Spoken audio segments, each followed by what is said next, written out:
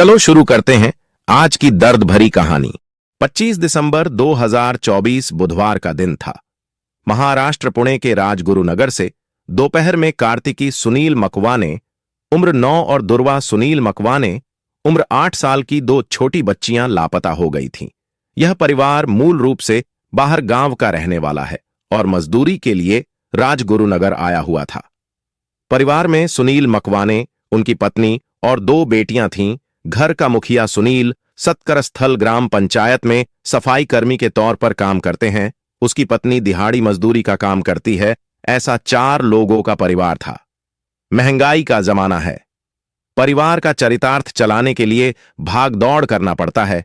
गरीबों के हालात बहुत मुश्किल हैं। दिन भर काम किया तो ही शाम में चूल्हा जलता है, वरना भूखा प्यासा सोने की नौबत आती है। घटना वाले दिन भी माता पिता काम पर गए थे। वे इसी इमारत के भूतल पर बने एक छोटे से कमरे में रहते थे। उनकी दोनों बेटियां बुधवार के दिन अपने घर के बाहर ही खेल रही थीं। शाम को जब उनके माता पिता लौटे तो बच्चियां नहीं मिलीं। काफी कोशिश के बाद भी उनका कुछ पता नहीं चला। दोनों पति पत्नी खोजबीन में जुट गए। परिजनों ने उनकी तलाश की। इसके बाद हर बिल्डिंग, सड़क, गली खंगाली गई। बहुत खोजबीन करने के बाद भी उनकी दोनों बेटियां नहीं मिलीं। अब उनको किसी अनहोनी का डर सताने लगा था। आखिर दोनों पुलिस स्टेशन में गए और अपनी दोनों बेटियों की मिसिंग कंप्लेंट लिखवाई। मामला नाबालिग लड़कियों के मिसिंग का था। पुलिस भी तुरंत एक्शन में आती है। पुलिस को जल्द ही दोनों नाबालिग लड़कियां मिलती हैं, लेकिन जिंदा नहीं, दोनों की लाशें मिलती हैं। दरअसल कहानी कुछ ऐसी है। पीड़ित परिवार के घर के ऊपर एक कुक रहता था। उसका नाम अजय दास, उम्र करीब 55 साल है। पुलिस जांच में खुलासा हुआ है कि उसी ने इन बहनों की हत्या की है। पुलिस ने कहा कि आरोपी भोजनालय के कुछ अन्य कर्मचारियों के साथ पहली मंजिल पर किराए के कमरे में रहता था। मूलतः वह पश्चिम बंगाल का रहने वाला है। उसके साथ रहने वाले अन्य कर्मचारी 4-5 दिन पहले बंगाल में अपने गांव के लिए चले गए थे। वह कमरे में अकेला था।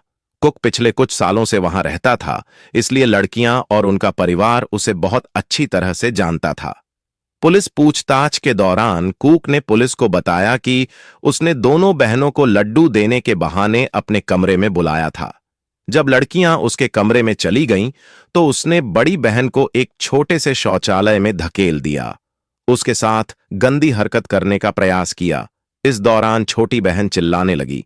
छोटी बच्ची चिल्लाई तो पहले उसे मारा। कुक ने बताया कि छोटी बच्ची की तेज आवाज सुनकर लोग न आ जाएं, इसलिए वह डर गया। उसने बड़ी बच्ची को बाथरूम के अंदर ही बंद किया और छोटी के सिर पर जोर से एक पाइप मारा। उसके बाद उसने पास रखे ड्रम में बच्ची को उठाकर पानी में डुबो दिया। उसे तब तक डुबोकर रखा जब तक कि वह मर नहीं गई। जब उसे यकीन हो गया कि वह मर गई है तो उसे उसी तरह ड्रम में छोड़ दिया।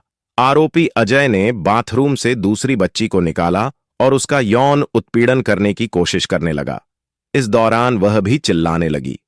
उसे लगा कि वह पकड़ा जाएगा, इसलिए उसका मुंह दबाया, लेकिन वह चुप नहीं हो रही थी, तो उसे भी उठाकर उसी ड्रम में डुबो दिया। जब वह बच्ची भी मर गई तो उसने ड्रम को एक कपड़े से ढक दिया और कमरे से बाहर चला गया। इधर शाम को जब माता पिता घर लौटे और लड़कियों को आसपास नहीं पाया, तो उन्होंने उनकी तलाश की और बाद में खेड़ पुलिस से संपर्क किया। पुलिस ने शुरू में अपहरण का मामला दर्ज किया और दोनों बहनों की तलाश शुरू कर दी। पुलिस की एक टीम अपने तलाशी अभियान के तहत पहली मंजिल पर पड़ोसी के कमरे में पहुंची। इसी दौरान जब ढके ड्रम को खोला गया तो सबके होश उड़ गए। बच्चियों को निकालकर अस्पताल ले जाया गया, लेकिन तब तक वे दम तोड़ चुकी थीं। पुलिस ने बताया कि अजय गायब था, इसलिए सबसे पहला शक उस पर ही गया। उसके मोबाइल नंबर पर कॉल की गई तो फोन बंद था। पुलिस का शक और गहरा गया था। पुणे पुलिस को अलर्ट किया गया। तलाश शुरू की गई और कुक को एक लॉज में छिपा पाया गया। पुलिस ने बताया कि वह लॉज में छिपा था और पश्चिम बंगाल भागने की फिराक में था, लेकिन उससे पहले ही उसे अरेस्ट कर लिया गया। दोस्तों, 55 साल का इंसान हैवान बन गया। हैवानियत की सारी हदें पार की। नाबालिग बच्चियों के साथ गंदी हरकतें की और दोनों मासूम बच्चियों को मौत के घाट उतार दिया। जिसको मेरा वीडियो मिलेगा, आप जरूर बताएं उसे क्या सजा मिलनी चाहिए। कमेंट बॉक्स में कमेंट जरूर करें। हमारी मेहनत पसंद आई हो तो वीडियो को लाइक करें और क्राइम स्टोरीज के वीडियो पाने के लिए हमारे चैनल को सब्सक्राइब करके हमें सहयोग करें। इस कहानी को सुनाने का उद्देश्य किसी का दिल दुखाना नहीं है, किसी को परेशान करना नहीं है। कहानी को सुनाने का उद्देश्य सिर्फ और सिर्फ आपको जागृत करना है, सचेत करना है। कलयुग है भाई साहब, घोर कलयुग चल रहा है। सावधान रहे, सतर्क रहे और सुरक्षित रहे। फिर मिलेंगे नई कहानी के साथ। धन्यवाद।